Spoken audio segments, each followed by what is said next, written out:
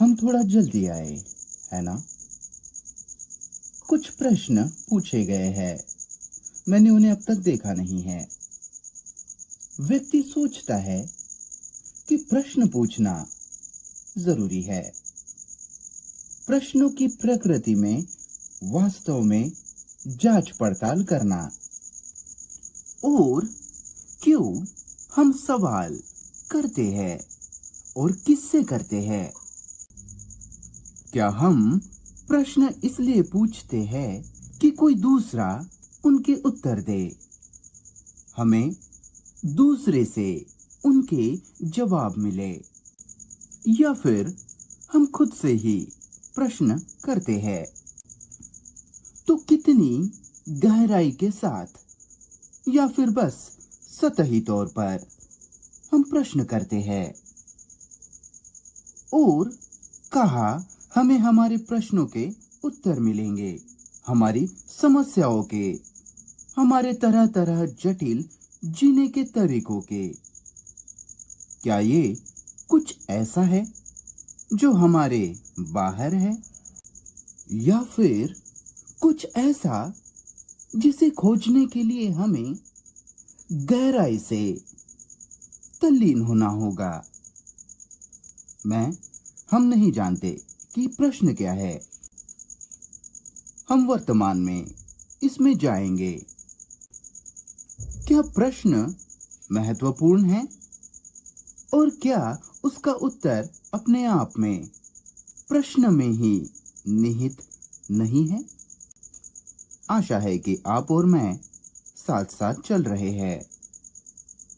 क्या उत्तर प्रश्न के बाहर है, या उत्तर जवाब उस प्रश्न के भीतर ही है? क्या आपको समझ आ रहा है? और कैसे हम प्रश्न को देखते हैं, कैसे उसके पास पहुंचते हैं? कोई उत्तर पाने की इच्छा के साथ, किसी उद्देश्य के साथ, या प्रश्न रखना बिना उद्देश्य के, बिना मकसद के? क्या यह संभव है? पता नहीं कि हम एक दूसरे से मिल पा रहे हैं या नहीं। क्या हम साथ साथ हैं? क्योंकि हम बहुत सवेरे यहाँ आए। आशा है कि आप लोगों की नींद हो गई होंगी। हम पूछ रहे हैं, क्या उत्तर जवाब प्रश्न के बाहर है, या अपने आप में उस प्रश्न में ही है? अगर वह बाहर है, किसी दूसरे द्वारा जवाब देने के लिए, तो फिर प्रश्न अर्थपूर्ण नहीं है। लेकिन अगर प्रश्न गंभीर हो, जिस कारण से जिसका उत्तर स्वयं प्रश्न में ही है, बराबर, हम उसे खोजने जा रहे हैं, क्योंकि हम प्रश्न की खोजबीन करने वाले हैं, ना कि उत्तर की। अगर व्यक्ति के पास कोई समस्या है, तो हम हमेशा उस समस्या के समाधान को खोजना चाहते हैं, पाना चाहते हैं, उस समस्या को सुलझाना चाहते हैं। लेकिन अगर हम समस्या की प्रकृति को, उसके स्वभाव को समझना शुरू करते हैं, समस्या के आशय को, निहितार्थ को, कि कैसे समस्या आई है, कैसे वो निर्मित हुई है, और उस समस्या की जांच पड़ताल, इस जांच पड़ताल की प्रक्रिया में ही, वह समस्या में ही उसका हल है। पता नहीं कि आपको यह समझ आ रहा है या नहीं। शायद हम उसे करने जा रहे हैं। हम प्रश्न के जवाब नहीं देने वाले। हो सकता है जब हम प्रश्न को करीब से देखेंगे तो उत्तर निकल आ जाए। प्रश्न है, मेरे सारे प्रेम, देखभाल, ध्यान देने के बावजूद मुझे नहीं पता कि मैं मेरी बेटी को बड़ा करने में कहाँ कम गिर रही हूँ? क्या आप बच्चे को सर्वश्रेष्ठ शिक्षा करने को लेकर थोड़ा प्रकाश डालना चाहोगे?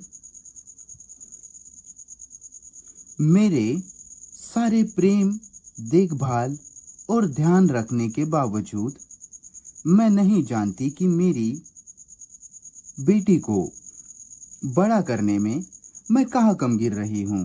क्या आप बच्चे को सर्वश्रेष्ठ शिक्षित करने को लेकर थोड़ा प्रकाश डाल सकते हैं? क्या आप सभी माँ बाप हैं? तो हो सकता है आपको बनना हो। हमें मिलकर खोजना होगा कि बच्चे को शिक्षित करने से हमारा क्या अर्थ है। शिक्षा से हमारा क्या अर्थ है। हम सभी अच्छे से शिक्षित है ना? जाहिर रूप से। और बच्चे को बड़ा करने में, उसका पालन पोषण करने में माता पिता की प्रकृति क्या है, उनका स्वभाव क्या है, ये वास्तविक सवाल है।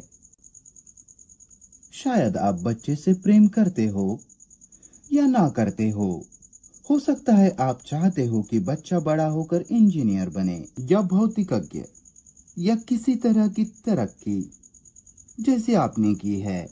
और आमतौर पर यही माता पिता की महत्वाकांक्षा होती है, बराबर? क्या हम इसे देखते हैं?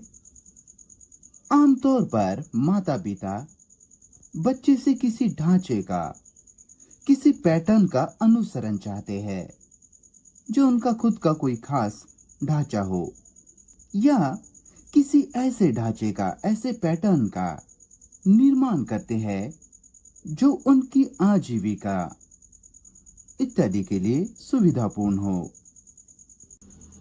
तो साथ मिलकर हमें इस प्रश्न पर बात करनी होगी कि शिक्षा क्या है। क्यों शिक्षा अविश्वसनीय रूप से कठिन हो गई है? क्यों जैसे वे बड़े होते हैं और उनकी किस्मत अगर अच्छी हो तो महाविद्यालय में जाना, यूनिवर्सिटी में जाना, वहां से डिग्री लेना, फिर नौकरी की तलाश और फिर शादी करना, बच्चे पैदा करना और पूरी सर्कस शुरू हो जाती है, बराबर? पूरी समस्या की शुरुआत होती है। तो प्रश्न ये है कि शिक्षा से हमारा क्या अर्थ है? क्या यह परिपूर्ण समग्र शिक्षा है या फिर केवल आजीविका के प्रति जागरूक शिक्षा है? सर, क्या आपको मेरा प्रश्न समझ आया? अगर मेरा कोई बच्चा है और बच्चे को बड़ा करने से जुड़ी सारी समस्याएं, अगर व्यक्ति के पास स्नेह है, कोमलता है, देखभाल है, हम हमेशा बच्चे को किसी गुड़िया के समान, डॉल के समान इस्तेमाल करते हैं। क्या आप समझ रहे हो कि मैं क्या कह रहा हूं? क्या आप नहीं जानते कि गुड़िया क्या होती है? क्या हम खुद को संतुष्ट करने के लिए बच्चों का इस्तेमाल नहीं करते? नहीं। आप इस सवेरे बहुत चुप लग रहे हो। मैं पूछ रहा हूं कि क्या हम बच्चे को जीवन की संपूर्ण समस्या का सामना करने के लिए शिक्षित कर रहे हैं? इस संपूर्ण बांटने वाले जटिल जीवन जीने के तरीके का, या फिर हम उन्हें अच्छी याददाश्त होने के लिए यादें जो उन्होंने 15, 20 या 30 सालों से एकत्रित कर रखी है, और उन यादों का इस्तेमाल कौशल नौकरी के लिए करना, और हम जीवन के दूसरे पक्ष की पूरी तरह से उपेक्षा करते हैं, जीवन के मानसिक पक्ष की। और हम पूछ रहे हैं कि क्या शिक्षा एक तरफा है या संपूर्ण है? क्या आपको मेरा प्रश्न समझ आ रहा है? बराबर सर? संपूर्ण शिक्षा क्या है? शिक्षा जो समग्र हो। और आंशिक शिक्षा क्या है? सीमित शिक्षा। सीमित शिक्षा यही है जो अभी चल रही है। याद करना बस। वह सीखने के बीच और याद करने के बीच अंतर है। याद करना तुलनात्मक रूप से आसान है। स्कूल जाना, इतिहास भूगोल के बारे में सब पढ़ना, विज्ञान इत्यादि, और आप याद करते हैं एक के बाद एक किताब, शिक्षक क्या कहता है, तो ये सब दिमाग में एकत्रित होता है, जमा होता है ज्ञान के तौर पर, जो किताबों इत्यादि से लिया गया है। यही है जो आधुनिक शिक्षा है। और पूरे जीवन भर वो कार्य में है। हम पूछ रहे हैं क्यों हम मानसिक क्षेत्र के संपूर्ण क्षेत्रफल की उपेक्षा करते हैं। क्षेत्र जो अत्यंत महत्वपूर्ण है, बराबर।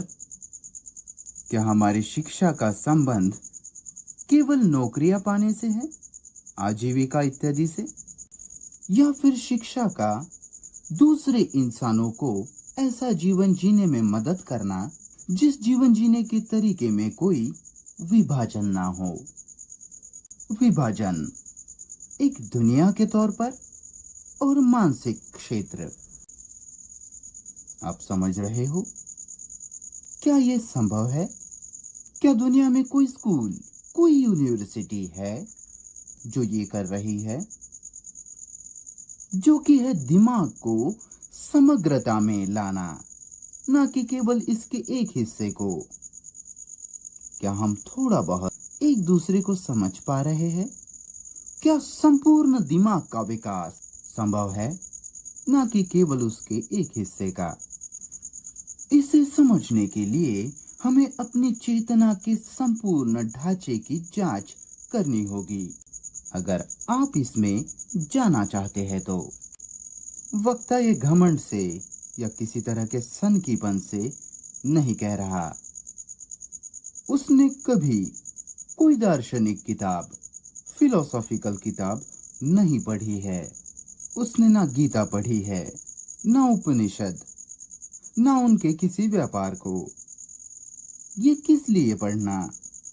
क्यों आप इस सब ज्ञान से खुद को बोझिल करना चाहते हैं कि पहले वाले ने, पहले विचारकों ने, पहले वाले लेखकों ने, पहले वाले लोगों ने, जिन्होंने तथाकथित धार्मिक कहे जाने वाले अनुभव इत्यादि लिए हो, क्यों आपको वो सब पढ़ना है? क्योंकि हम पूछ रहे हैं कि क्या आप मानव जाति की कहानी नहीं हो? समझ रहे हो मेरे प्रश्न को? क्या आप मानव जाति का इतिहास नहीं हो? क्या आप एक इंसान होने के नाते मानव जाति की किताब नहीं हो? अगर आप उस किताब को पढ़ना जानो, तो फिर कोई भी दूसरी किताब पढ़ने की जरूरत नहीं। शायद केवल तकनीकी ज्ञान के अलावा, वो आजीविका के लिए। क्या हम थोड़ा बहुत साथ है? कैसे हम इस प्रश्न को देखते हैं कि क्या यह संभव है कि समग्र दिमाग, संपूर्ण दिमाग का विकास किया जाए, ना कि उसके बस एक हिस्से का? ये शिक्षा के लिए एक वास्तविक प्रश्न है। क्या दिमाग के लिए, जो दिमाग 30 या 35 लाख सालों से जीता आया है वैज्ञानिकों के हिसाब से, वो दिमाग जिसने भयानक रूप से ज्ञान एकत्रित किया है, जमा करके रखा है, जिस दिमाग की शुरुआत जानवरों से हुई, जानवरों के सारे डरों और चिंताओं के साथ, जो कि अभी भी हमारी चेतना में है, बराबर। कृपया जो कुछ मैं कहता हूं उससे सहमत मत होना, केवल उसे सुनिए। हमारी चेतना, हमारा दिमाग सारी पाशविक प्रतिक्रियाओं को, समाहित करता है, डर इत्यादि। वो हमारे आनुवंशिकता का हिस्सा है, क्योंकि हम वानरों से आए हैं और ये हमारी चेतना का हिस्सा है। बराबर। सिर्फ सुनिए इसे, हो सकता है आप इससे सहमत ना हो, पर खोज निकाले इसे। अब हम शिक्षित किए गए हैं, हमें ट्रेन किया गया है कि केवल दिमाग के एक हिस्से के जरिए कार्य करे, जो अत्यधिक यादों को जमा करते जा रहा है, ज्ञान को, किसी खास विषय और उसके अनुशासन को लेकर आजीविका पाने के लिए, है ना, इंजीनियर बनने के लिए, विशिष्ट वैज्ञानिक बनने के लिए, भौतिक विज्ञानी या मनोवैज्ञानिक बनने के लिए। बराबर। हमें उस तरह से ट्रेन किया गया है, शिक्षित किया गया है, जिस कारण से हम केवल दिमाग के एक हिस्से का इस्तेमाल कर रहे हैं, जाहिर रूप से, और दूसरा हिस्सा, मानसिक हिस्सा, अशिक्षित है, जिसे अकेला छोड़ दिया गया है, एक तरफा। बराबर। क्या हम आगे बढ़ें? एक बेचारी माँ ने ये प्रश्न पूछा है जो कि जटिल बनता है। तो क्या ये संभव है कि न केवल ज्ञान और याददाश्त का विकास किया जाए, बल्कि साथ साथ या अलग समय मनुष्य के संपूर्ण मानसिक सामग्री का भी विकास किया जाए, उसे समझा जाए, ताकि दोनों साथ साथ भागे? क्या यह संभव है? वक्ता सोचता है कि यही सही तरह की शिक्षा है, ना कि केवल एक तरफ की शिक्षा। लेकिन दूसरी बाजू को, दूसरे पक्ष को समझने के लिए, जो कि मानसिक दुनिया है, आप मानव जाति है, आप मनुष्य का इतिहास है, आप मानव जाति की कहानी है, जाहिर रूप से, क्योंकि आप संघर्ष से गुजरे हैं, आप दुखों से गुजरे हैं, तरह तरह की पीड़ा से गुजरे हैं, जैसा दूसरा कोई इंसान इससे गुजरता है। आप बाकी मानव जाति से एक हो। कितना सुंदर कबूतर यहाँ से गुजरा। तो क्या आप मनुष्य जाति की, सारे मानव जाति की किताब को पढ़ सकते हैं, जो कि आप खुद है? क्या आपको मेरा प्रश्न समझ आया?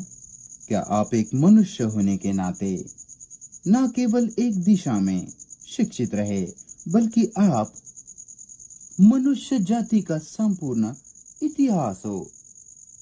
राजा रानी तारीखों का इतिहास नहीं, लेकिन अनुभव, दुख, दर्द, वो सब भयंकर रूप से जटिल मानसिक जगत। तो क्या आप उस किताब को पढ़ सकते हो जैसे आप किसी आम किताब को पढ़ते हो? और हम इसे करने में सक्षम नहीं हैं, क्योंकि हम दूसरों पर निर्भर होते आए हैं कि कोई दूसरा हमारे लिए वो किताब पढ़े। पता नहीं कि ये सब आपको समझ आता है या नहीं। बराबर सर। क्योंकि व्यक्ति किसी गुरु पर, पुरोहित पर या मनोवैज्ञानी पर निर्भर है, इसलिए शायद हम में से ज्यादातर थोड़े विक्षिप्त है। क्या हम उस किताब को बिना विरूपण के, उसे तोड़े मरोड़े बिना, क्योंकि अगर आपको अच्छा वैज्ञानिक बनना है और आप विज्ञान की शुरुआत सीख रहे हैं, तो आपको बहुत सटीक रहना होगा, स्पष्ट रहना होगा। उस खास विषय में जो अनुशासन शामिल है, उस हर अनुशासन का अनुसरण करना होगा। उसी तरह से व्यक्ति को इस किताब को बिना किसी भी विरूपण के, बिना विकृति के पढ़ना होगा। बराबर। क्या ये संभव है? क्या हम में से हर एक व्यक्ति के लिए यह संभव है कि दूसरों पर निर्भर ना रहा जाए, जो हमारे लिए वो किताब पढ़ने में हमारी मदद करे? क्या ये संभव है कि इसे बिना एक भी विरूपण के, तोड़ मरोड़ के पढ़ा जाए? क्या आपको मेरा प्रश्न समझ आ रहा है? जैसे आप आईने में अपना चेहरा देखते हो और बालों को संवारते हो या दाढ़ी करते हो, तो क्या वह ऐसा आईना है जिसमें सब कुछ बिल्कुल स्पष्ट रूप से प्रत्यक्ष हो, ताकि किताब उस आईने में प्रतिबिंबित हो? आप समझ रहे हो जो मैं पूछ रहा हूं? हे भगवान, कृपा करके सो मत जाना। अगर मुझे नहीं पता कि उस किताब को कैसा पढ़े, क्योंकि मेरा दिमाग थोड़ा विक्षिप्त है, विकृत है। मेरे पूर्वाग्रह, मेरी पूर्व धारणाएं, मेरी राष्ट्रीयता इत्यादि, ये विकृति है, जिस कारण से मैं बड़े मुश्किल से वह किताब स्पष्ट रूप से पढ़ सकता हूं। तो क्या मैं मेरी पूर्व धारणाओं से, मेरे पूर्वाग्रहों से स्वतंत्र हो सकता हूं? हो सकता है किताब पूर्वाग्रहों से भरी पड़ी हो, संभवतया वो है ही, सिद्धांतों से भरी, कल्पनाओं, अनुमानों से भरी। तो मुझे बिना इस सब के उसे पढ़ने में सक्षम होना होगा, नहीं तो मैं उसे पढ़ नहीं सकता। बराबर? तो क्या मेरे लिए ये संभव है कि मेरे खुद के पूर्वाग्रहों से, रायों से मैं स्वतंत्र हो जाऊं, निष्कर्षों से जिन्हें अभी अभी मैंने जमा किया है? क्योंकि हो सकता है किताब परंपराओं से भरी पड़ी हो। समझ रहे हो? इसलिए मुझे परंपराओं से स्वतंत्र होना होगा, ताकि मैं परंपराओं को पढ़ सकूं।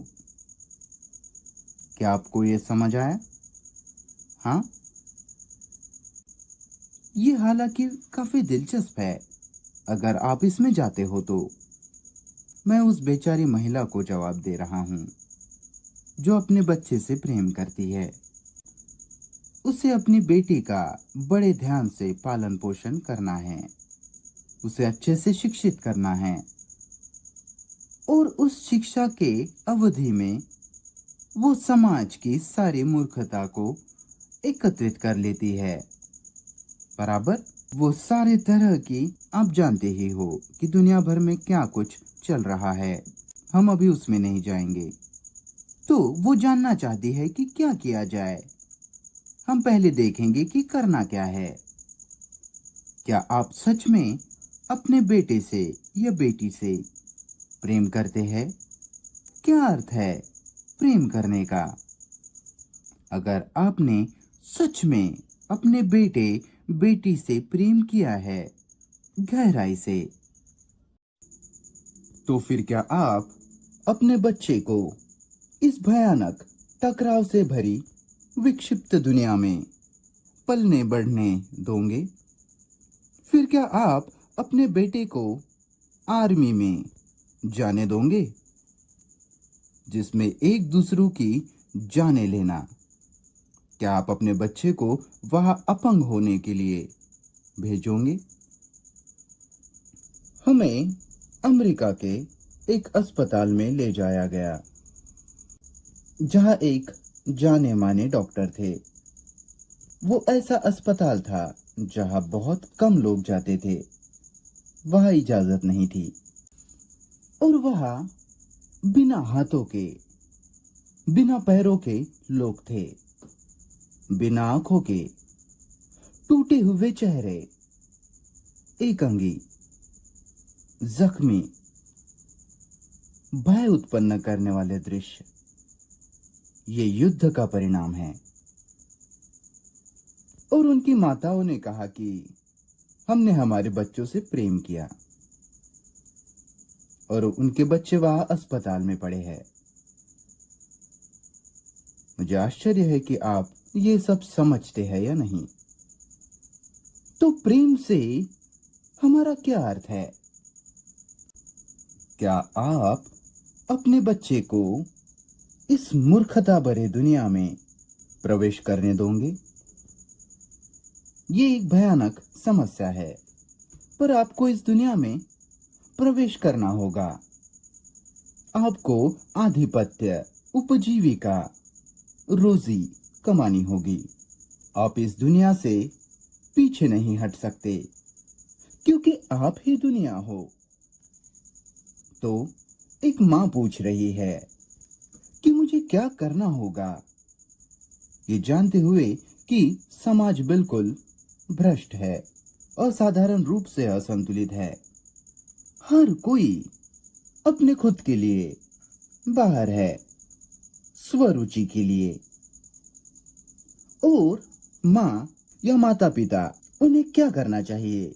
क्या प्रेम एक खास उम्र के बाद खत्म हो जाता है? आपने अपने बच्चे को स्कूल भेजा, कॉलेज भेजा, किस्मत अच्छी रही तो विश्वविद्यालय भेजा अगर आपके पास पैसा हो तो, और आपने उसे छोड़ दिया, शादी करके बसा दिया, बराबर। इसकी ही तो चिंता ज्यादातर माता पिता को होती है, और इसे प्रेम कहा जाता है। और हम प्रश्न खड़ा कर रहे हैं, क्या ये किसी भी तरह से प्रेम है? मैं कुछ अपमानजनक, असभ्य बात नहीं कर रहा, बल्कि मैं प्रश्न खड़ा कर रहा हूं। हम प्रश्न पूछ रहे हैं कि क्या ये प्रेम है? अगर आपने सच में गहराई से प्रेम किया है, तो इसका मतलब पूरी तरह से अलग है। अगर वह सेल्फ इंटरेस्ट, स्वरुचि हो, तो वह प्रेम नहीं हो सकता, है ना? ये तथ्य है। अगर मैं हर समय खुद के लिए ही चिंतित हूं, जैसे कि हम हैं ही, तो वह प्रेम कैसे हो सकता है? हो सकता है आप प्रेम की बात करो, रोमांटिक हो जाओ, सिनेमा देखने जाओ, वो सब प्रेम, और सेक्स, और आप जानते ही हो वो सब व्यापार। तो व्यक्ति को इस प्रश्न में जाना होगा कि प्रेम क्या है। हमारा बच्चे से संबंध क्या है? हमारा इस दुनिया से संबंध क्या है? और बाकी सब, ये इसकी एक बाजू है। और हम बात कर रहे हैं कि क्या आप मनुष्य जाति की कहानी पढ़ सकते हो? किताब जो आप हो, अगर इस शब्द का मैं इस्तेमाल कर सकूं तो, क्या आप वो किताब पढ़ सकते हैं? ना केवल किताब के कुछ पन्ने या पहला अध्याय या कुछ वाक्य, बल्कि उसके अंत तक जाना, उसे पढ़ना। ये केवल संबंध के, रिलेशनशिप के आईने में संभव है, बराबर। क्योंकि उस आईने में, संबंध के आईने में, आप देखते हो जो आप हो, आपकी प्रतिक्रियाएं, जो केवल जैविक प्रतिक्रियाएं नहीं हैं, बल्कि महत्वाकांक्षाओं की प्रतिक्रियाएं, लालच, ईर्ष्या की, अपमान की, चापलूसी की। आप समझ रहे हो? आपके चेतना की संपूर्ण सामग्री, विषय वस्तु प्रकट होती है संबंध में। अगर आप बहुत चौकस हो, जागरूक हो, देख रहे हो बिना विरूपण के, बिल्कुल करीब से, तो फिर ये एक समग्र गतिविधि है। विषय सीख रहे हैं, जिस विषय का अपना खुद का अनुशासन है, जैसे गणित इत्यादि। और जैसे कि व्यक्ति जीवन से हमेशा ही सब कुछ से संबंधित है। मैं आपसे संबंधित हूँ, मैं दूसरों से संबंधित हूँ, हर एक चीज से। तो उस आईने में ध्यान से देखना, बिना विरूपण के, जिसके लिए जरूरत पड़ती है भयानक रुचि और ऊर्जा की। क्या ये दोनों हो सकते हैं? क्या आपको मेरा प्रश्न समझ आया? वो वास्तविक शिक्षा है, शिक्षण है। फिर आपको एक भी किताब पढ़ने की जरूरत नहीं मानस के बारे में। आप बाकी चीजों के बारे में बहुत सी किताबें पढ़ सकते हैं। प्रश्न: क्यों हम लगातार ध्यान नहीं बनाए रख सकते? क्यों हम कुछ मिनटों से ज्यादा ध्यान नहीं बनाए रख सकते? ये प्रश्न खुद से पूछो। सबसे पहले, क्यों आप किसी चीज को लगातार बनाए रखना चाहते हो? आप मजे को, खुशी को हर समय बनाए रखना चाहते हो, बराबर?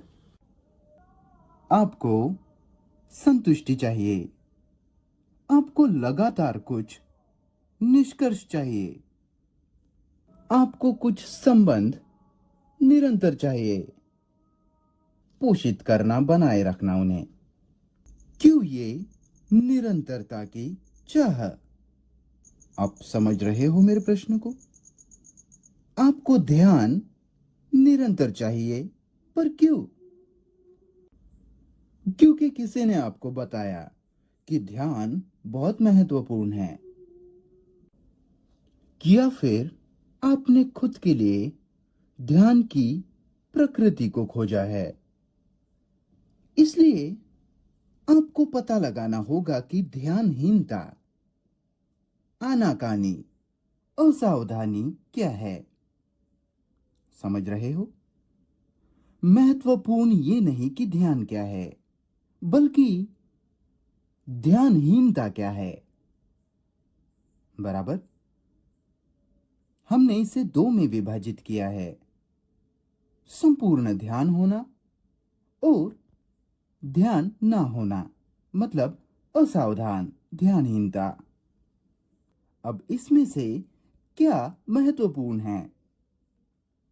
महत्वपूर्ण से अर्थ है कि किसे हमें देखना है, नहीं मतलब क्या ध्यानहीनता ध्यान से ज्यादा महत्वपूर्ण नहीं है? क्या आप इससे सहमत है? क्योंकि अगर मैं ध्यानहीनता, आनाकानी क्या है समझता हूं, तो फिर वह ध्यान है, बराबर? तो क्या है ध्यानहीनता? अब हम मिलकर बात कर रहे हैं, तो क्या हर समय आप ध्यान दे रहे हैं, या केवल समय के कुछ हिस्सों पर? कृपया देखिए इसे, इसमें जाइए। क्या आप सच में अभी जो कहा जा रहा है उस पर ध्यान दे रहे हो, या केवल कुछ सेकंड के लिए या कुछ मिनटों के लिए, और फिर दूसरी चीज के पीछे आपका ध्यान चले जाता है? क्या वह निरंतर ध्यान है? जाहिर तौर पर नहीं। वह ध्यानहीनता, आनाकानी क्यों है? वह ध्यानहीनता क्यों है, उसे समझना जरूरी है। क्या वह ध्यानहीनता जैसा सच में कुछ है भी? क्या आपको मेरा प्रश्न समझ आया? क्या आपकी इस सब में रुचि है?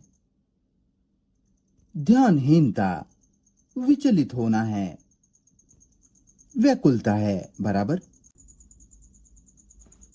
आप इसे ही विचलित होना कहते हैं। क्या वह विचलित होना है भी? मुझे किसी चीज के बारे में सोचना है और फिर वही विचार किसी दूसरी चीज के पीछे भागने लगता है। पहली चीज से हटना विचलित होना कहलाता है, बराबर? क्या विचार अपने आप में विचलित होना नहीं है? मुझे आश्चर्य है कि आप क्या इसे देखते हो। मुझे इस विषय पर ध्यान देना है और मैं वो केवल कुछ मिनटों के लिए कर सकता हूं और फिर विचार दूसरी तरफ चला जाता है और जिस पर मुझे सोचना था उसके अलावा दूसरी चीज पर सोचने को विचलित होना कहा जाता है। लेकिन अगर मैं इसे विचलित होना ना कहकर उसका अनुसरण करूं, समझ रहे हो?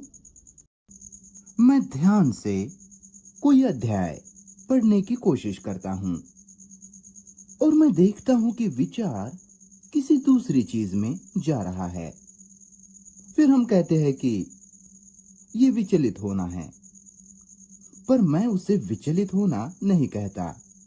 व्यक्तिगत रूप से मेरे लिए उसका अस्तित्व ही नहीं है। मेरे लिए कोई व्याकुलता, कोई ध्यानहीनता, विचलित होना नहीं है, क्योंकि जिसे आप ध्यान भटकना कहते हैं, व्याकुलता, विचलित होना कहते हैं, मैं उसे भी देखता हूं, उसका भी अनुसरण करता हूं। मैं नहीं कहता कि मुझे ये अध्याय पढ़ना ही होगा या ये कुछ वाक्य पढ़ने ही होंगे, बल्कि जिस भी दिशा में विचार जाता है उसे देखना, फिर वह ध्यान भटकने का, विचलित होने का भाव नहीं होता, जिसका अर्थ है वहां फिर कोई विभाजन नहीं। पता नहीं कि आपको ये दिखाई देता है या नहीं। ताकि वह देखना हो ध्यान को और विकर्षण को, ध्यानहीनता को, तब फिर ध्यानहीनता, विचलित होना ही ध्यान है। पता नहीं कि मुझे आश्चर्य होता है कि आप इसे देख पा रहे हो या नहीं। देखिए कैसे हम शब्दों द्वारा विचलित होते हैं। विचलित होना बड़ी विनाशकारी प्रक्रिया है, क्योंकि आपको किसी चीज पर ध्यान लगाना है, इसलिए उससे हटना विचलित होना कहा जाता है। विचार हमेशा गतिशील है, वो चलता रहता है, वो कभी स्थिर नहीं होता, वो हमेशा गति में है, क्रिया में है। चाहे आप सोए हो, जागे हो या दिन में सपने देख रहे हो, विचार गति में है और विचार एक भौतिक प्रक्रिया है। पता नहीं कि आप इसे समझते हो या नहीं, क्योंकि विचार ज्ञान, याददाश्त, अनुभव पर आधारित है, स्मृति पर, जो दिमाग में संग्रहित होता है। और दिमाग में लाखों सेल्स, कोशिकाएं होती है, जो कोशिकाएं यादों को जमा रखती है। यह वैज्ञानिक तथ्य है और वो लगातार गति में है, कार्य में है। तो व्यक्ति जानना शुरू करता है कि दिमाग की अपनी एक लय होती है, रिदम होता है, विचार की लय नहीं। पता नहीं कि ये सब आपको समझता है या नहीं। अभी मैं उस सब में नहीं जाऊंगा। तो अब हम पूछ रहे हैं कि क्या देखना संभव है? देखना, हर वक्त बिल्कुल देखने में होना, ये वही पूछने का दूसरा ढंग है कि क्या मैं लगातार ध्यान बनाए रख सकता हूं? क्या ध्यान प्रयास है? क्या ये प्रयास से लाया जा सकता है? और अगर आप ध्यान का प्रयास करो तो क्या वो ध्यान है? जो कि ध्यान का अभ्यास करना हो गया। कमाल है, दिन ब दिन अभ्यास करते जाना, खुद की शरीर की गतिविधियों को देखना। क्यों? समझ रहे हो? सारा खेल जो आप खेलते हो और अंत में आप कहते हो, हाँ मैंने ध्यान लगाना सीख लिया है।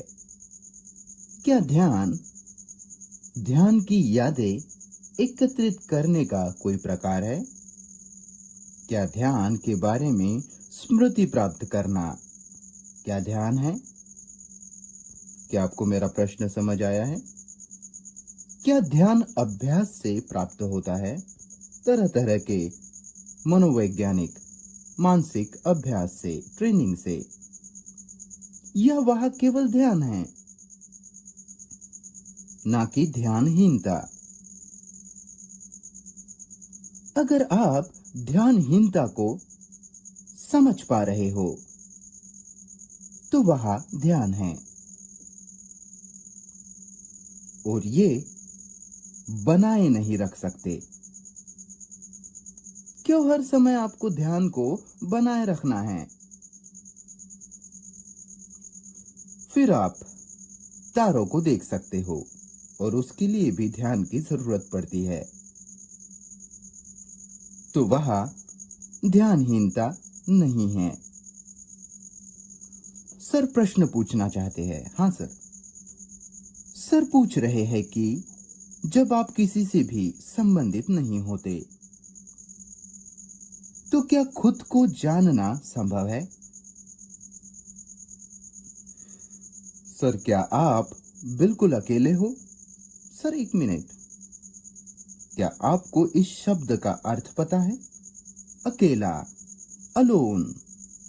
व्युत्पत्ति के हिसाब से इसका अर्थ होता है ऑल वन, कुलीन। एक मिनट सर, माफ करना, मैं सिर्फ इस शब्द से खेल रहा था। क्या हम अकेले हैं या आप हर पल किसी ना किसी से संबंधित है?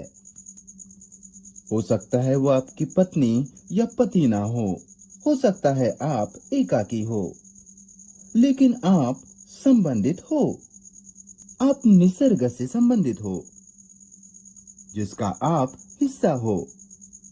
आप दुनिया से संबंधित हो।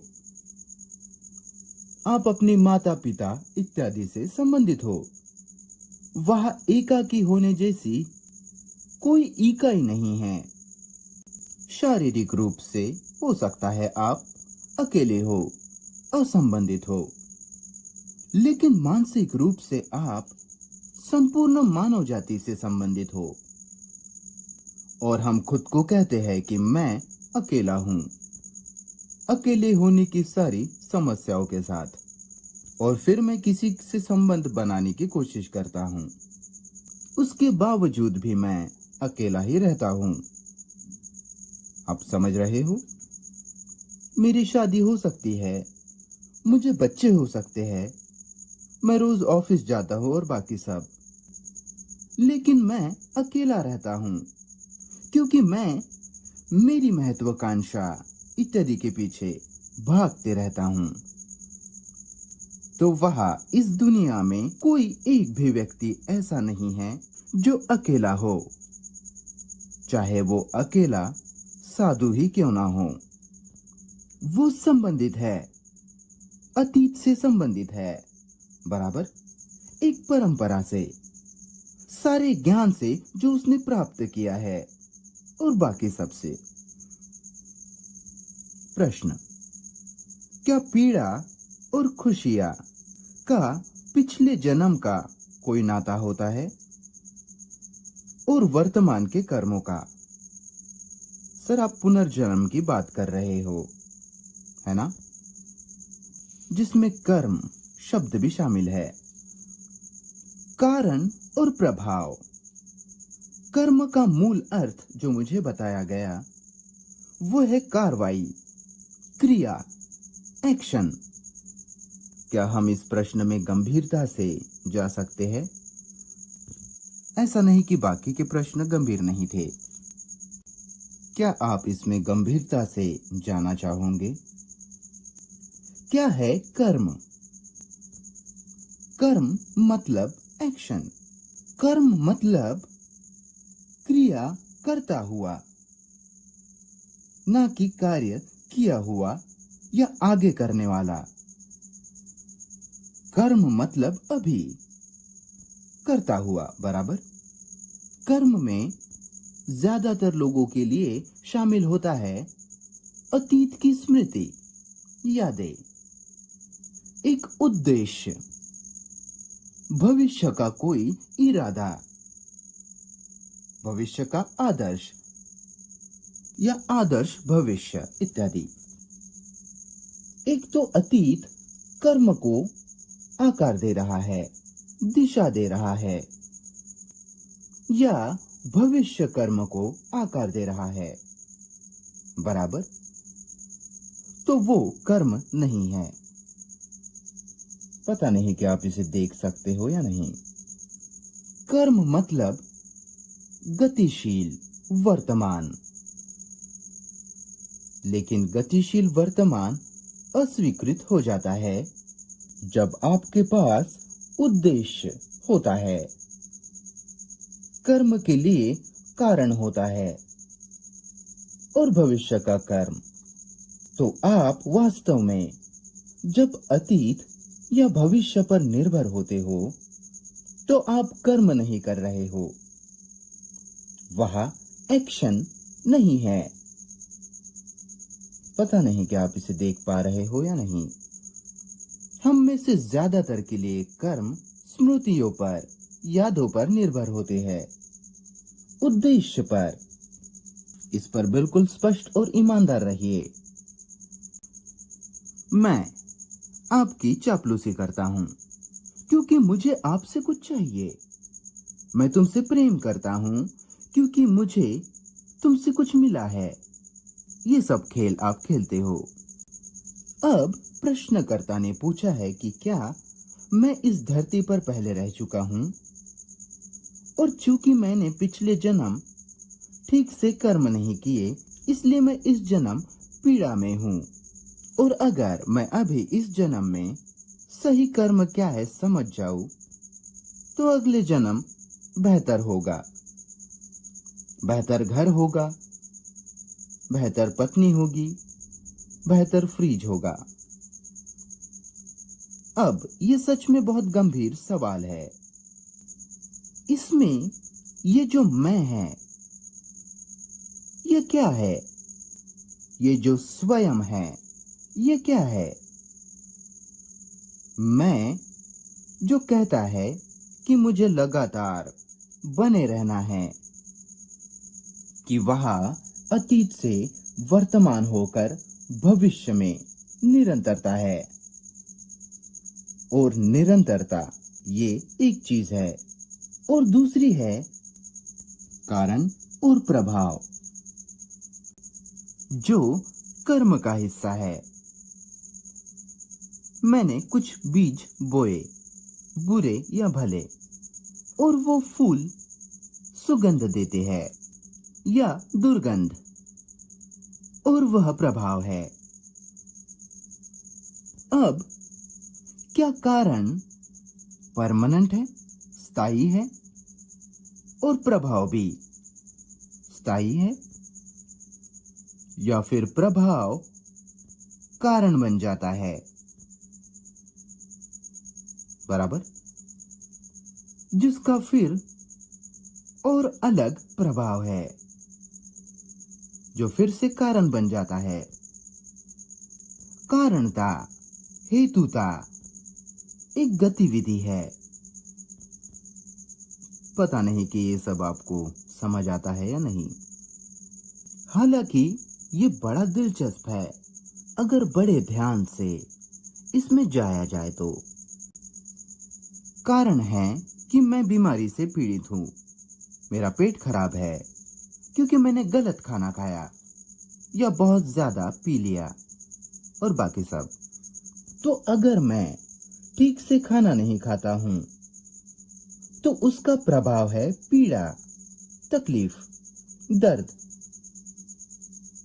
फिर मैं देखता हूं कि उस पीड़ा को, उस दर्द को नियंत्रित करना होगा,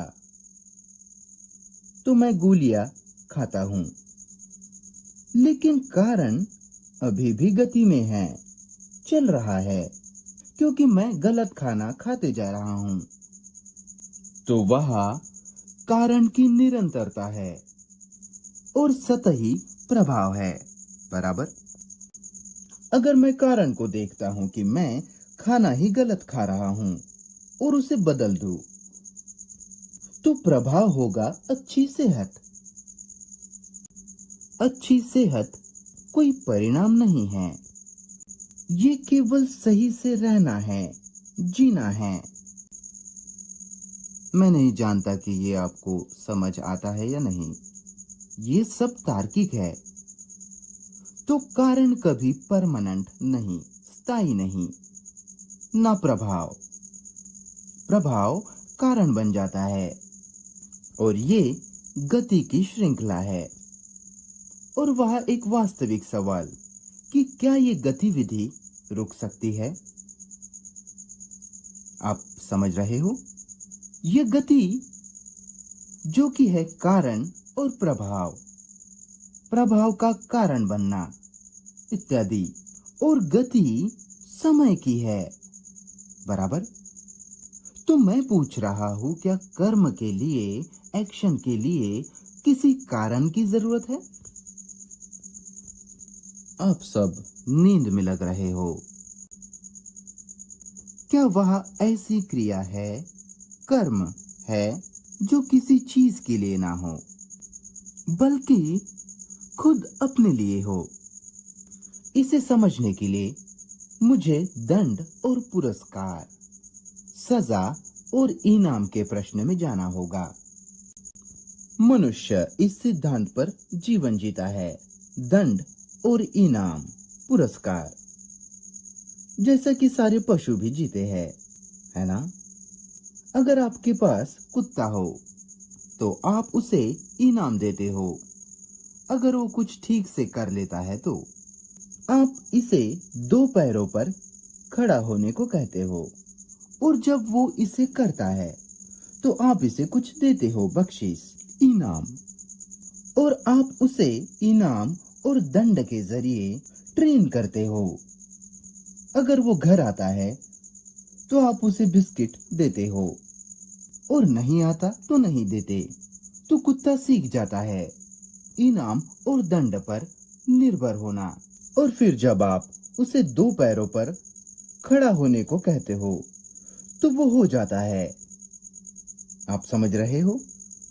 और इसी सिद्धांत पर हम कार्य करते हैं, मनुष्य। मैंने इस जन्म ढंग से काम नहीं किया, या पिछले जन्म सही कर्म नहीं किया, इसलिए इस जन्म में मैं उसको भुगत रहा हूं। अगर इस जन्म मैं अच्छे कर्म करूं तो अगले जन्म मुझे अच्छा पुरस्कार मिलेगा, है ना? तो ये वही इनाम और दंड का सिद्धांत है।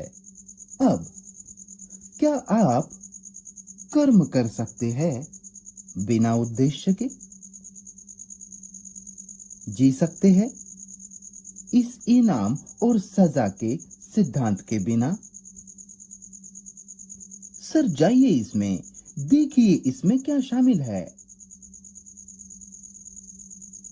पुनर्जन्म में नहीं, हम उसे बाद में देखेंगे, वो मामूली मुद्दा है। कम से कम वक्ता के लिए वो एक बकवास है, बस।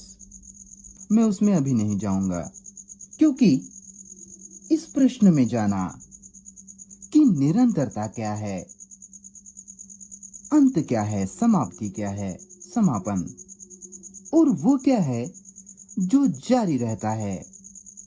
समझ रहे हो? ये 3 चीजें शामिल है, जिसमें जाना समय लेता है। हम उसे अगली 2 वार्ताओं में करेंगे। तो हम पूछ रहे हैं, क्या वह बिना कारण के कर्म है, एक्शन? जाइए सर इसमें, देखिए कि ये कितना असाधारण रूप से दिलचस्प है। ना कि बस कहना कि क्या आप पुनर्जन्म पर विश्वास करते हो या नहीं, जो कि मूर्खतापूर्ण है, बल्कि ऐसा कर्म, ऐसी क्रिया ढूंढना जिसका कोई कारण ना हो, जिसका कोई उद्देश्य ना हो, जिसके पास स्वरुचि ना हो। अगर उसमें स्वरुचि है तो वो सीमित है, अगर उसमें उद्देश्य है तो फिर भी आगे वह सीमित है। इसलिए कर्म कभी पूर्ण नहीं होता, जिस कारण से वो समस्या ले आता है, जैसे आप राजनैतिक रूप से कर रहे हो। तो मैं पूछ रहा हूं, क्या वह ऐसा कर्म है, कार्रवाई है, जो अपने आप के लिए हो? हाँ, वह है, जो कि है प्रेम। प्रेम का कोई उद्देश्य नहीं होता, प्रेम का कोई इनाम नहीं होता, न दंड। ये प्रेम है। जब वह ये प्रेम का गुण होता है, तब वह सही कार्रवाई, सही कर्म होता है। सही कर्म चतुराईपूर्ण विचार से उत्पन्न नहीं होता। सही कर्म तब होता है जब वह समग्र प्रेम का भाव हो, ना कि मैं मेरे पत्नी से प्रेम करता हूं और मनुष्य जाति से, क्योंकि ये प्रेम है। प्रेम में किसी एक को प्रेम करना और दूसरे को त्याग देना नहीं होता। पता नहीं कि आपको समझ आता है या नहीं। ये वास्तविक करुणा है, और जब वह ये करुणा होती है तो वह बुद्धि भी होती है, और उस बुद्धि के पास कोई विपरीत नहीं होता। प्रश्न: सभी इंद्रियों के साथ जागरूक होना क्या संभव है? आंखों, कानों, दिमाग, नसों इत्यादि के साथ एक ही समय पर, साथ साथ। सर, संभव कुछ भी है, लेकिन कैसे हम मनुष्य कार्य में होते हैं? हमारी सभी इंद्रियों के साथ या आंशिक इंद्रियों के साथ? समझ रहे हो प्रश्न को? इंद्रिया बहुत महत्वपूर्ण है ना? नहीं तो आप जी नहीं पाओगे। स्पर्श करना, महसूस करना, स्वाद लेना, देखना, सुनना और बाकी सब, सारी इंद्रियों के साथ जो संपूर्ण रूप से जागरूक है। पर हमारी इंद्रियां जागरूक नहीं है, वो केवल आंशिक रूप से जागी हुई है, बराबर? क्योंकि ये दुनिया भर के धर्मों के सिद्धांतों में से एक रहा है कि अपनी इंद्रियों पर नियंत्रण लाओ, इंद्रियों पर नियंत्रण रखो, ताकि भगवान को पाने में आपके पास ऊर्जा हो, है ना? यौन इंद्रिया, सुनने की इंद्रिया। आप कुछ ऐसा नहीं सुनते हो जो किसी किताब में कहा गया ना हो, बराबर? किसी चीज को ना सुनना, क्योंकि हो सकता है उससे आपके भीतर सवाल पैदा हो, संदेह हो, अविश्वास पैदा हो, तो सुनो ही मत। और एक चीज क्या आपने देखी? लोग जो किताबों द्वारा जीते हैं, जैसे मुसलमान, ईसाई, वो बड़े कट्टर होते हैं, संकीर्ण सोच वाले होते हैं। आशा है कि आपको मेरी बात बुरी नहीं लगेंगी। और जिनके पास बहुत सी किताबें हैं, जैसे हिंदू, वो ऊपर ऊपर खेलते हैं, वो सहिष्णु हैं, कट्टर नहीं हैं, वो अवशोषित कर लेते हैं, और उन्हें लगता है कि ये अवशोषित करना बड़ी क्षमता है, योग्यता है, जो कि नहीं है। वो बस उदासीनता है, बेपरवाही है। तो क्या सभी इंद्रियों के साथ एक ही समय पर संपूर्ण रूप से जागरूक रहा जा सकता है? क्या आपने कभी डूबते सूरज को अपनी सारी इंद्रियों के साथ देखा है? क्या आपने समुद्र की हलचल को देखा है? नीले प्रकाश को और लहरों को अपनी सारी इंद्रियों के साथ? नहीं, आपने नहीं देखा। क्या आपने अपने पत्नी को अपनी सारी इंद्रियों के साथ देखा है? नहीं देखा। अब जब आप अपनी सारी इंद्रियों के साथ देखते हो तो क्या होता है? क्या जगह लेता है? आप इसका जवाब नहीं दे सकते क्योंकि आपने ये कभी किया ही नहीं है। तो हमें ये नहीं कहना चाहिए कि जब सारी इंद्रियां जागरूक हो तब क्या होता है, बल्कि ऐसा क्या है कि हम हमेशा आंशिक रूप से प्रतिक्रिया देते हैं, अपूर्ण प्रतिक्रिया देते हैं, शायद सिवाय यौन रूप से, शायद सेक्स को छोड़कर। क्यों हम इंद्रियों की आंशिक रूप से प्रतिक्रिया देते हैं? क्यों? क्या ये इसलिए ऐसा है क्योंकि हमने एक या दो इंद्रियों को ही महत्व दिया है? बराबर? मैं आपसे पूछ रहा हूं। या फिर हमने इस सब के बारे में बिल्कुल सोचा ही नहीं है? तो अगर आप अपनी इंद्रियों को लेकर जागरूक होते हो, जिसमें आप चुनाव नहीं कर रहे होते कि एक इंद्रिय दूसरी इंद्रिय से बेहतर है, बल्कि बिना चुनाव के इंद्रियों की संपूर्ण गतिविधि को लेकर जागरूक होना, ना कि उसके हिस्से को लेकर। हर इंद्रिय पर हमारी प्रतिक्रिया देखे, स्वाद, सुनना, देखना, सुगंध लेना, महसूस करना, सब हम उसी के अनुसार जीते हैं। हम इंद्रियों के अनुसार जीते हैं, बराबर? और विचार इंद्रियों पर हावी होता है। क्या आपने ये नहीं देखा? मुझे इस सब में नहीं जाना, पर कोई बात नहीं, चलिए हम इसमें जाते हैं। आप कुछ खूबसूरत चीज दुकान में देखते हो, अच्छा शर्ट या अच्छी साड़ी, कुछ भी वहां देखना है, फिर दुकान के भीतर जाना है, उसे स्पर्श करना है, जो कि अनुभूति है, बराबर? देखना, स्पर्श करना, अनुभूति। और फिर विचार आता है, कहता है कि कितना अच्छा शर्ट है, काश ये मेरे पास होता, मेरे ऊपर ये बड़ा अच्छा दिखाई देता, है ना? तो विचार एक चित्र बनाता है, छवि बनाता है आपकी उस शर्ट में या साड़ी में। फिर इच्छा का जन्म होता है।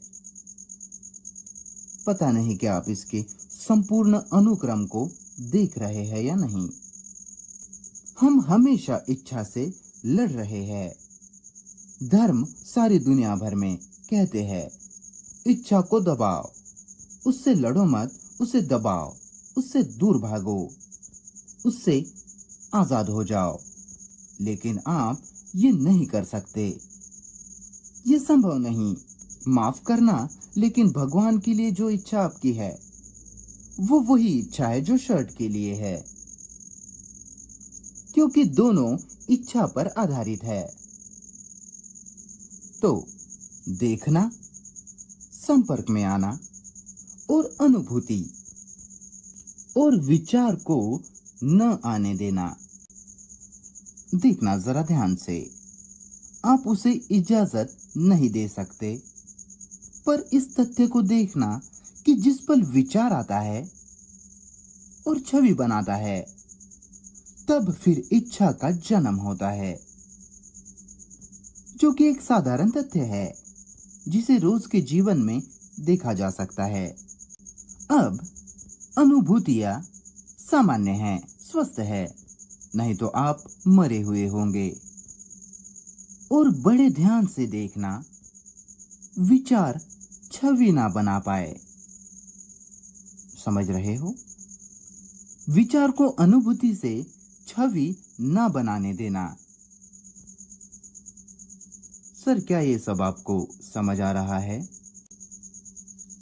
मैंने उस दुकान के भीतर एक शर्ट को देखा, फिर मैं उसे जाकर स्पर्श करता हूँ उस सामग्री को और कहता हूँ कि क्या सामग्री है, क्या खूबसूरत चीज है, हाथों से बनी हुई।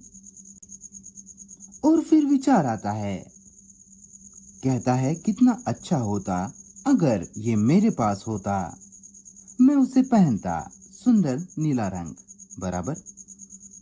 और जब विचार छवि बनाता है तब इच्छा निर्मित होती है। अनुभूति के पास कोई इच्छा नहीं होती। जाहिर रूप से ये एक अनुभूति है, महसूस करना है। मुझे आश्चर्य है कि आप इसे देखते हो या नहीं। ये अत्यधिक महत्वपूर्ण है।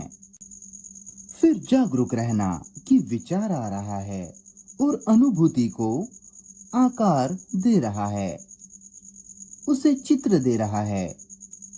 फिर इच्छा का टकराव आता है।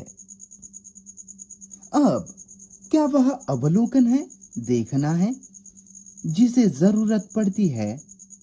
भयानक, स्पष्ट, बिल्कुल सही, बिना विरूपण के, बिना किसी मजबूरी के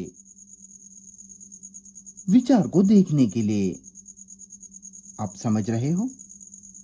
विचार को तुरंत प्रतिक्रिया ना करने देना,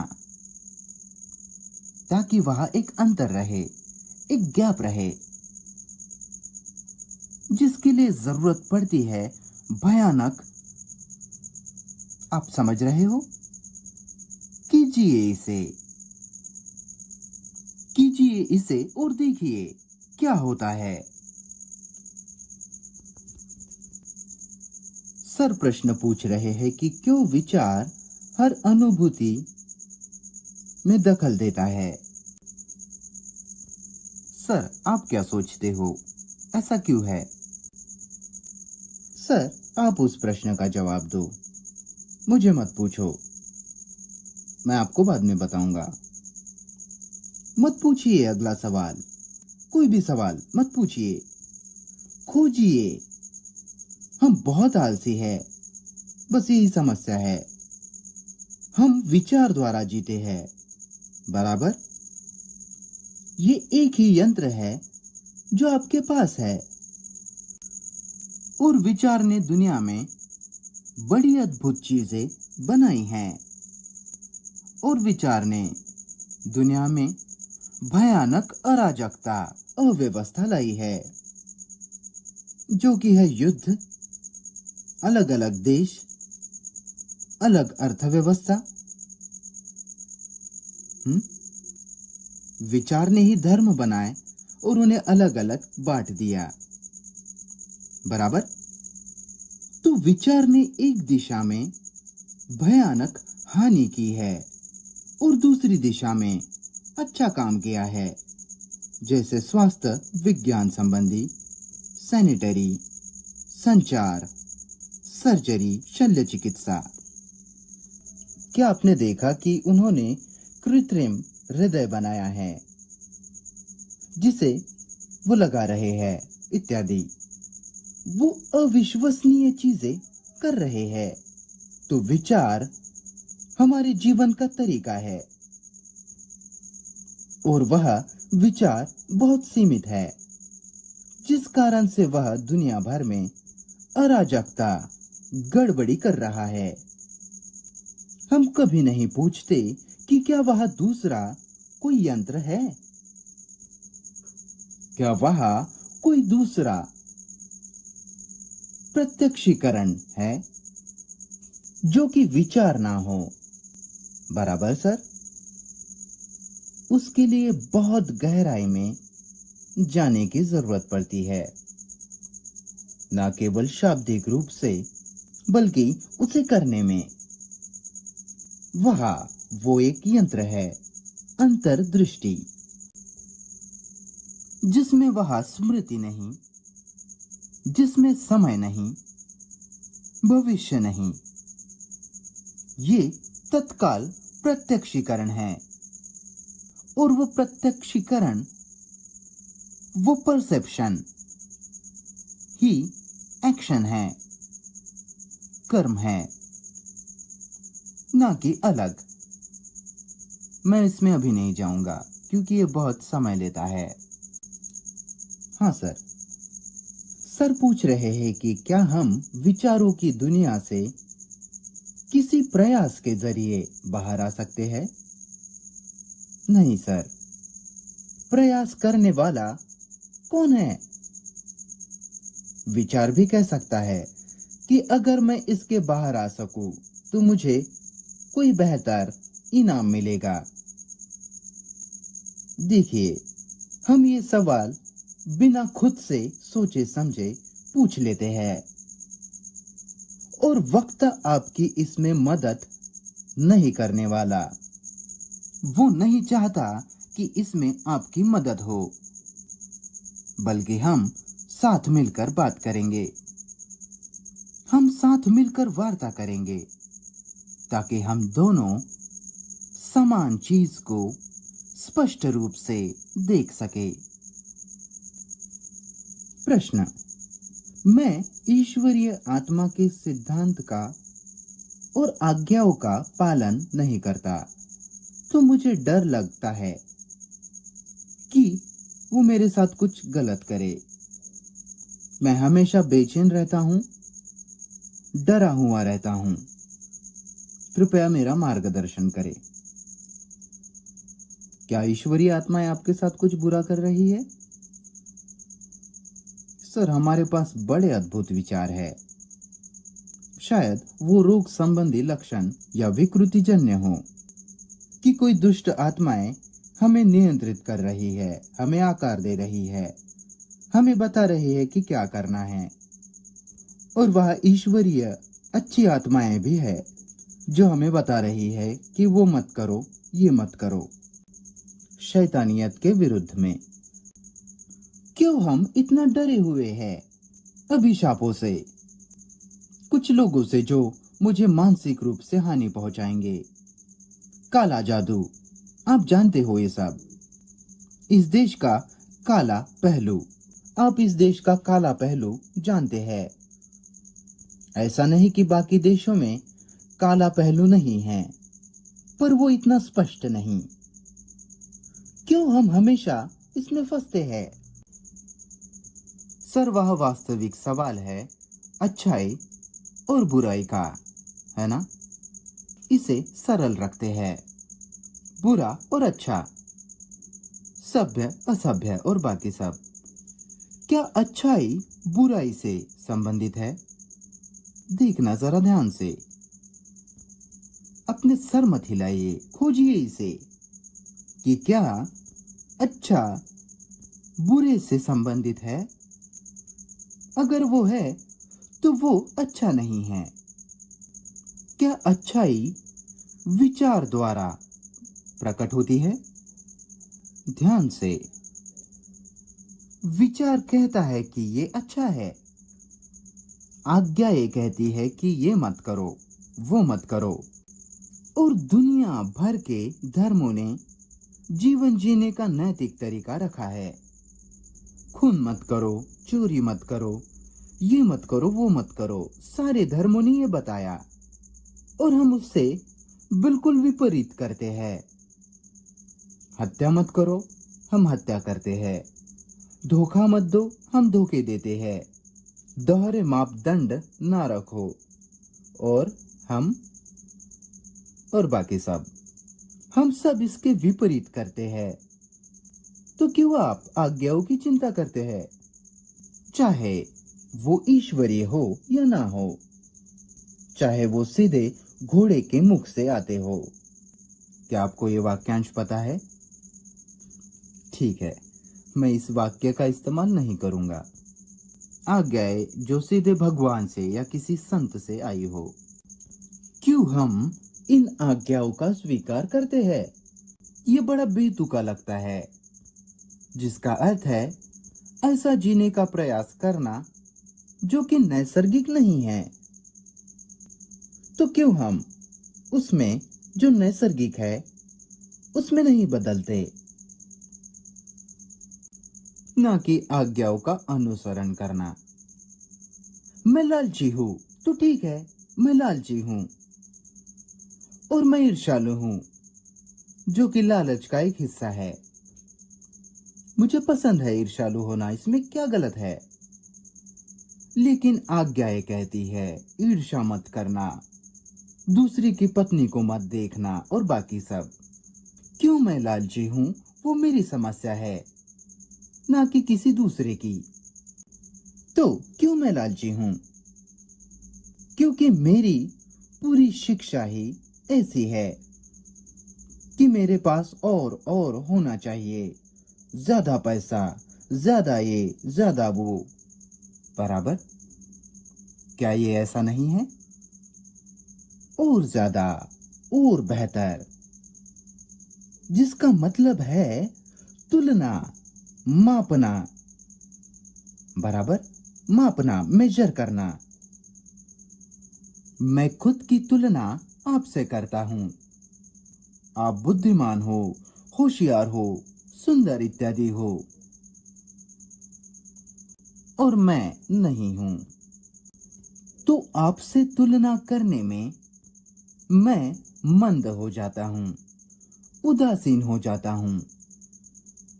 अगर मैं आपसे तुलना ना करूं तो क्या मैं मंद हूं? मैं जो हूं वो हूं। मैं वहां से हट सकता हूं, पर अगर मैं हमेशा मेरी तुलना आपसे करता हूं तो मैं शक्तिहीन, थका हुआ हो जाता हूं। आपसे लड़ता हूं, आपसे ईर्ष्या करता हूं। बराबर? तो मैं बिल्कुल तुलना नहीं करता। क्या आपने कभी ये किया है? कभी खुद की तुलना किसी भी चीज से ना करना। क्या आप जानते हैं, अगर आप कभी संग्रहालय गए हो, एक तरफ वहां मिकेलेंजेलो है और दूसरी तरफ कोई और है इत्यादि, क्या आप उस चित्र को देख सकते हो बिना उसकी दूसरे चित्र से तुलना किए? क्या आप उस पुराने प्राचीन चित्र को देखते हो आसपास के चित्रों से विचलित हुए बिना, जो कि तुलना है? बस उसे देखना। क्या आप अपनी पत्नी को, खुद को बिना तुलना के देख सकते हो? क्या आपने कभी ये किया है? जीवन जीना बिना एक भी तुलना के, वो वास्तविक स्वतंत्र है, मुक्ति है, मोक्ष की शुरुआत है। जब वहां आपके कुछ बनने का कोई माप नहीं है, कोई मेजरमेंट नहीं है, शायद व्यापार के जगत को छोड़कर, पर भीतरी तौर पर, मानसिक तौर पर वहां मापना नहीं है, जो कि है कि आप हिंसा में बेहतर होते चले जाए। आप समझ रहे हो, जिसे अहिंसा कहा जाता है। मुझे आश्चर्य है कि क्या आपको इसका मजाक समझ आता है? हिंसा में बेहतर होते चले जाना, जो कि आप सब कर रहे हैं। तो अगर दिमाग जो मापने के लिए अभ्यस्त है, ट्रेंड है, कंडीशनड है तुलना करने में, उसे पूरी तरह से हटा दे, फिर वह वो स्वतंत्रता का गुण है। और जब वह स्वतंत्रता की गहराई हो या बस स्वतंत्रता हो, तो वह उसमें प्रेम भी है। ये ऐसा नहीं है कि बस आप अब स्वतंत्र हो, वो मूर्खता है। जब आप जानते हो कि आप स्वतंत्र हो, तो फिर आप स्वतंत्र नहीं हो। जब आप कहते हो कि मुझे पता है, मैं जानता हूं, तो फिर आप नहीं जानते। क्या आपको ये सब समझ आता है? बेहतर होगा कि हम रुक जाए। माफ करना।